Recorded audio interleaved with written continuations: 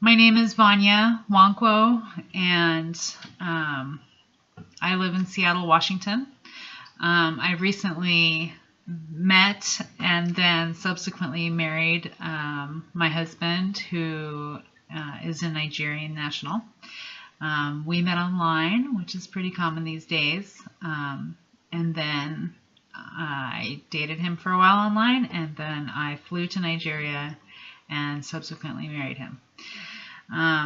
Everything that myself and my family had learned about Nigeria, everything that we had read, everything that we had learned online was all negative.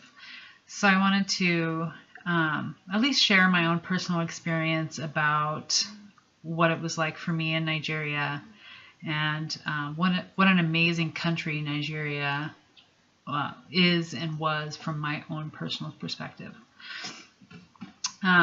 I flew to Nigeria this last November 2018.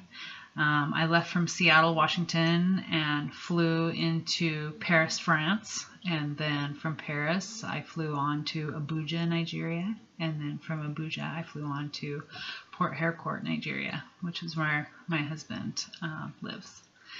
My flight was about 23 hours long, so it was really long, really exhausting. I remember being exhausted from that trip. It was the longest trip I had ever been on before in my life, so it was quite a feat. My family was terrified of me going to Nigeria. My parents were terrified because I met this man online, and then everything that they had read about as far as all the scams that go on in Nigeria, all the corruption, all the crime that happens in Nigeria. So they were terrified for me to travel to Nigeria and meet a man that I had never met before. They were pretty scared, and so was I. Honestly, I was pretty scared too. It was pretty risky for me to follow my heart like that. It was a pretty big gamble. But it all worked out in the end. I mean, it really all worked out for me. And I can tell by what I've read online, all the videos I've seen online, many have not been so fortunate. There's a lot of negative information that gets spread around about Nigeria, mainly information that comes out of the north, where they deal with Boko Haram and a lot of Islamic terrorist groups that are in Nigeria. I mean, that is a fact, and that does happen there. But all of the southwest areas are mainly Christian-based, and they don't deal with a lot of that terrorist stuff that happens in the north, fortunately. Port Harcourt, where I flew into, is a major city. Nigeria has the largest population of any other country in Africa, and it was a pretty big city, just like a city in America. I mean, it had everything. I mean, it had malls, it had airports, it had freeways, it had everything that you would see in the United States, and I did not know that. I mean, of course, my husband told me all about it and showed me lots of videos, but I wasn't really prepared for how similar Port Harcourt and some areas in Nigeria are to major cities in the United States. Very similar. I remember flying to Nigeria. It was a long trip. I remember getting off the plane and being met with a wall of heat. I mean, literally, when I walked off that plane, I remember just being slammed in the face with massive heat. I'm from Seattle, Washington, and we don't get heat like that. I mean, it was unlike anything that I had ever experienced before. I also remember hearing this screaming sound when I got off the plane, and I remember asking the lady next to me, "What is that sound?" And she said, "It's the bugs." And so when I got off the plane in Nigeria, the international airport was without power. So we walked from the terminal into the airport, and there was no power. We were all kind of fumbling around with our luggage and our cell phones, just kind of being led around by our flashlights on our cell phones. But eventually the power did come back on. It's kind of a thing in Nigeria where the power kind of comes and goes. Sometimes it's on, sometimes it's off. You just really never know when it's going to come and go. That's something that was definitely different. Everybody in Nigeria is asking for tips. They want money, especially when they see that you're an American. They're asking for tips, and that was something I was a little unprepared for when I got off the plane. Was that they wanted money. Everybody was very nice about it, though. It's not like they insist that you give them money, but they certainly ask for a little tips for their family. Nigeria is a very poor country, and that is much different from it was in the United States. The poverty level is much higher than it is here, so that was a big difference. I got off the plane and I walked into the customs area, and they asked me for my yellow fever card. And before I left to Nigeria, I had met with a travel nurse, and she told me that the yellow fever immunization was not required in Nigeria, but it was something that you should get, but was not required. She was wrong. When I got there, I had to have that yellow fever card, and so but they asked me to pay them $35 American, and that they would give me my yellow fever card, and they did, even though they never gave me any immunizations, but I did get my card. So after I got through customs, I walked through and met my husband for the first time. That was an experience I'll never forget. It was amazing. It was really amazing to meet him. God, I'll never forget that experience. His father also came to greet me at the airport, as well as his younger brother. And then we traveled for about half an hour, 45 minutes to our hotel, which was the Azin Hotel in Port Harcourt. It was an amazing hotel. Really was beautiful hotel. Super nice people. And it was just a really great environment. And then the next day, all his family came to the hotel to spend some time with me and to meet me. I got to meet his mom and his sister and his brothers. I was so nervous meeting his mom. I'll never forget that. I was so nervous meeting his family. It was a big deal. It was a big deal to his family. My husband is the oldest boy in his family, and so it was just really important for them to know me and to like me. I really wanted them to like me, and I had nothing to worry about. His family was amazing. I mean, they were really some of the nicest people that I had ever met before in my life. I mean, just so welcoming and so loving. I mean, they really welcomed me into their family with open arms, without hesitation. I mean, they were really wonderful, amazing people. And my husband's friends were just as amazing. Wow. I mean, what a difference that was between the United States and Nigeria. The people there are unbelievably nice. I mean, everybody that I met there was nice to me and so welcoming. Everybody tells you, welcome, welcome. So nice to meet you. Just really kind, warm-hearted people.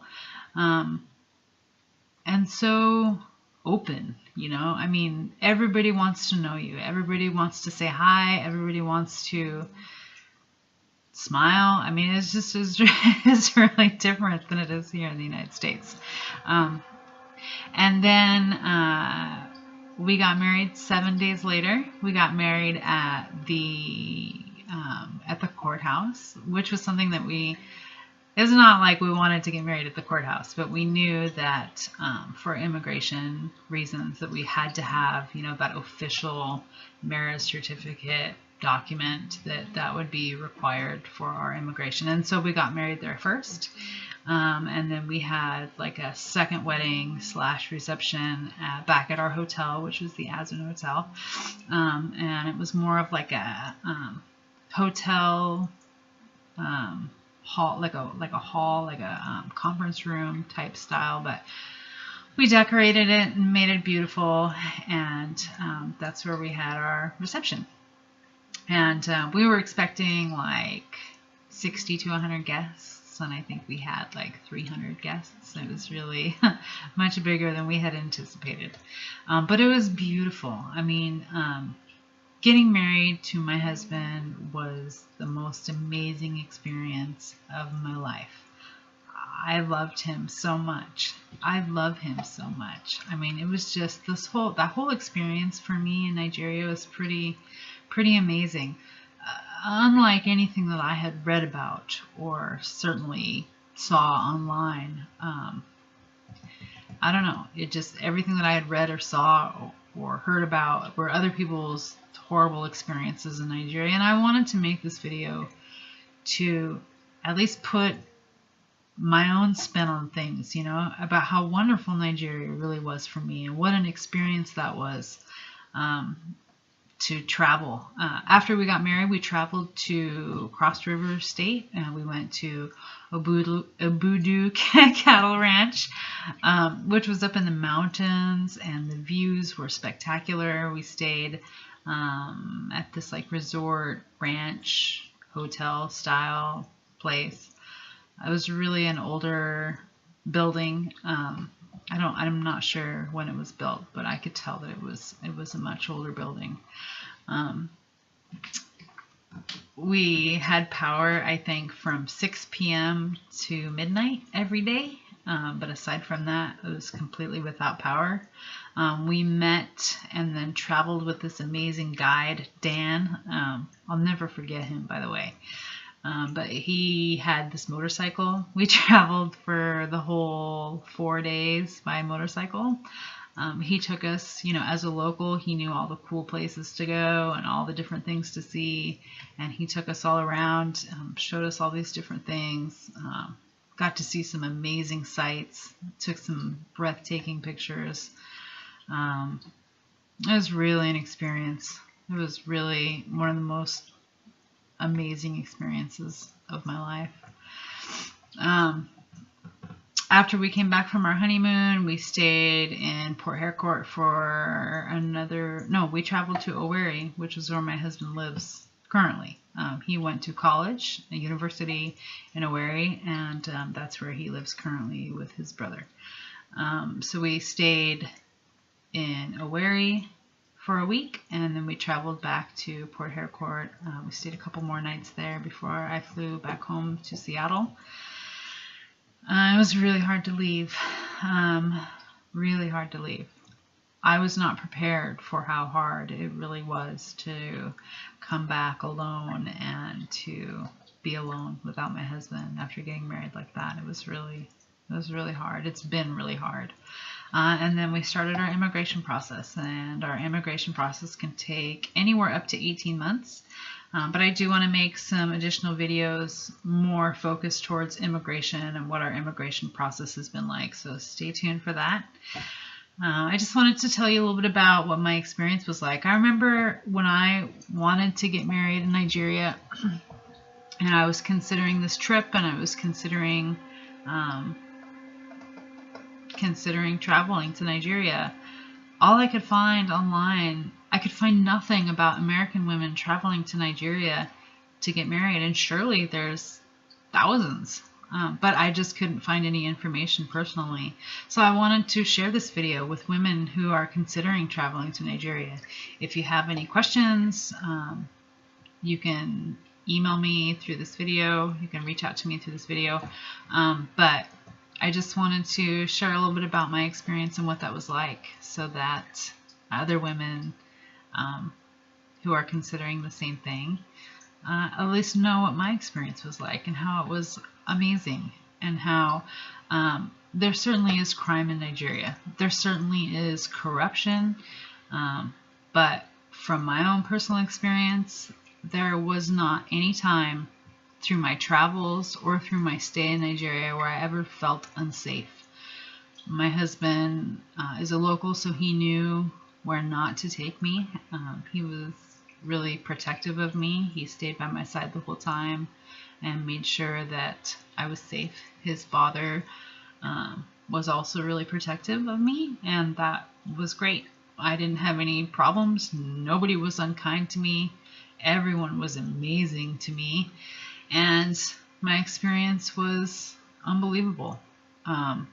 I was scared, going to Nigeria. I was terrified from everything that I had read, everything that my parents had read. My friends, nobody wanted me to go to Nigeria. They were terrified. But after I got there, and after I had spent some time there, it really changed everyone's perspective from my family's point of view, from my friends' point of view, from my own personal point of view. It really changed everyone's perspective of what Nigeria was like. So I just kind of wanted to share my experience so that there's some positive information out there about Nigeria. Because from what I could find when I was considering going to Nigeria, I could find nothing from an American's perspective. So I wanted to share that with you. Let me know if you have any questions. Have a great day.